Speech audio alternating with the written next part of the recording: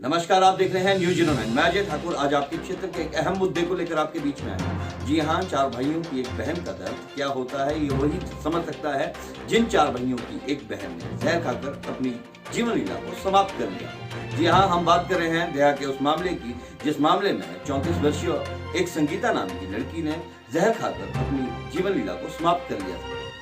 परिजनों को इस महिला के जहर खाने की बात रास नहीं आई तो उन्होंने थाना देहा के अंदर अपनी शिकायत दर्ज करवाते हुए महिला के ससुराल वालों के ऊपर मामला दर्ज करवाया। इस बात को गंभीरता से लेते हुए पुलिस थाना ठियोग की टीम की ओर से 2 लोगों को गिरफ्तार किया गया। जी हां, आपको बता दें कि इस मामले में उस महिला के पति और उसके ससुर को गिरफ्तार किया गया है।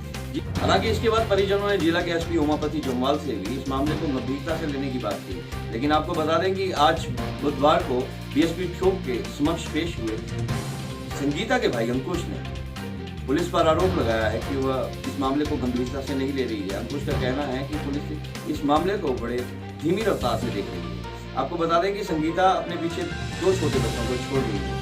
हालांकि परिजनों की शिकायत के आधार पर पुलिस इस मामले को देख रही है। क्षेत्र के डीएसपी कुलविंदर सिंह ने इस मामले की पुष्टि करते बताया कि इस मामले को बड़ी गंभीरता से देखा जा रहा है और जो भी इसमें जैसा भी न्याय परिजनों को मिलेगा वो दिलाने का भरपूर प्रयास करेंगे। क्योंकि आंखों से अंकुश जो संगीता का भाई है बताते हुए कह रहा है कि पुलिस इस मामले को गंभीरता से नहीं ले रही है। पुलिस के ऊपर आरोप लगाते हुए अंकुश ने बताया उनकी बहन को इंसाफ मिलना चाहिए। इसके लिए वो हर वो कदम उठाने के लिए तैयार है, उन्हें जहां भी जाना पड़े। इस बात को लेकर न्यूज 09 से खास रिपोर्ट में अंकुश क्या कह रहे हैं। अंकुश गडेर है और ये मामला 4 तारीख को शुरू हुआ। ये 9 बजे मेरे को मेरी बहन कॉल करती है, फिर बताती है, नॉर्मल बात होती है मेरी अपनी बहन से कि क्या क्या हुआ क्या नहीं हुआ। इसमें नॉर्मल बताती है मेरी बहन, बस हमारे क्या घर में क्या कर रहे हैं, मम्मी वगैरह कहाँ है, और अपने सब रिश्तेदारों के बारे में, सब के बारे में पूछती है। और उसके बाद बोलती है कि शाम को मैं मम्मा मैंने कहा जब वापसी आएंगे तो बोलते मैं कॉल करूँगी, बोलते मैं कुछ बताना चाहती हूँ बोले। वो इस तरीके से सैड थी, बिल्कुल सैड थी। वो मैंने स्पीकर में उस टाइम फ़ोन डाला, उस तरीके से सैड थी कि बिल्कुल ही वो बोल ही नहीं पाई मेरे पास। तो मैंने पूछा, मैंने कहा इस तरीके से सैड क्यों है, कुछ तो बोलते। मैंने कहा बस बोलते जब मम्मा आएंगे बोलते मैं शाम के टाइम कॉल कर लूँगी। उसके बाद मेरे को फ़ोन आता है उनका, उसके घर वालों का आता है, उसके जीजा का आता है फ़ोन मेरे को। फिर वो मेरे को फ़ोन करता है उसके बाद, मतलब 1:45 बजे की बात है। उस टाइम फ़ोन करता है मेरे को कि ऐसे ऐसे हो गया, बोलते तेरी बहन ने, पहले तो नहीं बोलता ऐसे ऐसे कि तेरी बहन ने ऐसा किया वैसा किया। पहले बोलता है वो कि क्या बोलते तेरी बात हुई, तूने क्या बात हुई तेरी, बोलते क्या पूछा बोलते तेरे से। मेरे पास कुछ नहीं बोला उसने उस टाइम। बस उसके बाद बोलता है क्या बोलते कि तेरी बहन ने ऐसे ऐसे जहर खा ली, ले आते हैं उसको। उसके बाद हम चले जाते हैं शिमला, चले जाते हैं शिमला, क्या ठियोग लाते हैं, यहाँ फर्स्ट एड करवाते हैं। वो आदमी भी गाड़ी में भी यही पूछता है, वो आदमी कि क्या बोलते हैं, गाड़ी में भी यही पूछता है कि तेरे पास क्या बात हुई यार मैंने कहा ऐसी क्या बात हुई, बोलते तू ये फ़ोन देख ले, बोलते इसमें तेरे को ही फ़ोन किया, बोलते लास्ट में। मैंने कहा मेरी बहन से मेरी बात हुई यार, मैंने कहा अपनी बात हुई, मैंने कहा चाहे जो मर्जी हुआ, मैंने कहा। तो मैंने कहा ऐसा कदम तो हमारी बहन कभी उठा नहीं सकती। बोलने की हालात में नहीं थी कुछ, अगर बोल भी देती कुछ तो कम से कम कुछ तो पता चल जाता उस बात का। ठियोग लाया यहाँ, सब कुछ ठियोग में फर्स्ट एड करवाया, फिर यहाँ से डॉक्टर ने भी नीचे भेजा। उनके लोग जितने भी वो लोग थे उसके साथ थे, उसके देवर देवरानी थे, उसके जेठ जेठानी थे, वो लोग एक भी पास ना है। कोई बोले मेरे को बीपी प्रॉब्लम है, कोई बोले कुछ, कोई बोले कुछ, क्या बोलते कि कई उल्टी मार रहे थे उधर, एक भी। फिर नर्स को जाके बोला, मैंने कहा प्लीज़ यार हेल्प कर लो। मैंने कहा मैं तो नहीं करवा सकता था, अगर मेरे करवाने पे होता तो मैं तो सब कुछ कर लेता हूँ। अब वो भी नर्स से जाके करवाया, फिर यहाँ से शिमला ले गए नीचे। रास्ते में मेरे को तो ऐसा लगा था कुछ, रास्ते में भी हालात तो बिल्कुल गंभीर थे जिसको बोलते हैं।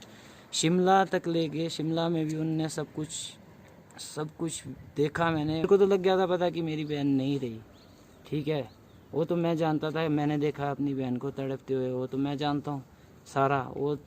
वो लोग क्या जानेंगे, उन लोगों के दिल में अगर थोड़ा सा भी दर्द होता, थोड़ा सा भी कुछ होता तो बोलते कुछ। इसलिए मैं तो इंसाफ चाहता हूँ अपनी बहन के लिए। मेरे को जहाँ तक भी जाना पड़े, मेरे को जितने भी वो करने पड़े, मैं तो अपनी बहन के लिए करूँगा। मैं तो जितना अब कितना बोल सकता हूँ अपनी बहन के बारे में, वो तो मैं जानता हूँ, मेरे अंदर के दर्द को वो तो मैं जानता हूँ अपने। तो 6 तारीख को मैंने पुलिस में एफआईआर की, क्योंकि उस टाइम तो मैं बहुत टेंशन में था। उस टाइम तो कुछ समझ नहीं आ रहा था, जब बहन नहीं रहती ना किसी की, वो तो वो इंसान जानता है, बाकी कोई नहीं जानता। बाकी दूसरों से तो क्या है, दूसरा कोई भी नहीं जानता। 6 तारीख को मैंने एफआईआर की, सब कुछ किया। जब देखा कि नहीं यार, कुछ तो इंसाफ चाहिए अपनी बहन के लिए, ऐसे थोड़ी ना है यार। अब बहन तो नहीं रही, हम तो आगे बच्चों का सोचते हैं कि नहीं यार, वो तो उनके साथ भी पता नहीं कैसा ट्रीट कर रहे हो। किसी भी मिले, मैंने तो एप्लीकेशनें सब जगह दे दी है। मैं तो दरखास्त यही करूँगा सरकार से कि हमारी बहन को इंसाफ मिले। आगे लोगों को भी कम से कम मोटिवेट होगा कि नहीं यार, किसी की बहन के साथ इतना बड़ा जुल्म किया है कम से कम। आज डीएसपी से ही मिला हूँ मैं, आज इसलिए आया था मैं। इसकी इन्वेस्टिगेशन कड़ी से कड़ी की जाए। ये जो है कि कुछ भी नहीं कर रहे, ये पुलिस वाले भी, मेरे को नहीं लगता कुछ कर रहे होंगे। एसएचओ ने सब कुछ कर लिया था उस दिन, अरेस्ट भी कर लिया था, सब कुछ कर लिया था। कम से कम वहाँ रख लेता, थाने में रख लेता, दूसरे दिन ले आता, बाहर ले आता। कुछ नहीं किया उन्होंने। अगर कुछ किया होता तो कम से कम एक मेरी 4 भाइयों की एक बहन थी, वो तो हम जानते हैं कि कैसा दुख है, कैसा नहीं है। अब हमारे पास इतनी बातें शेयर करती थी, पहले से करती थी, कि पहले से ही तंग करता था, वो तो इंसान ही वैसा था। अब हमने तो उस तरीके से लिया नहीं ना, हमने तो लाइट तरीके से लिया। अब हमारी देखो, बहन कुछ ने 12 साल हो गए थे शादी को। 12 साल तो शादी को हो गए थे।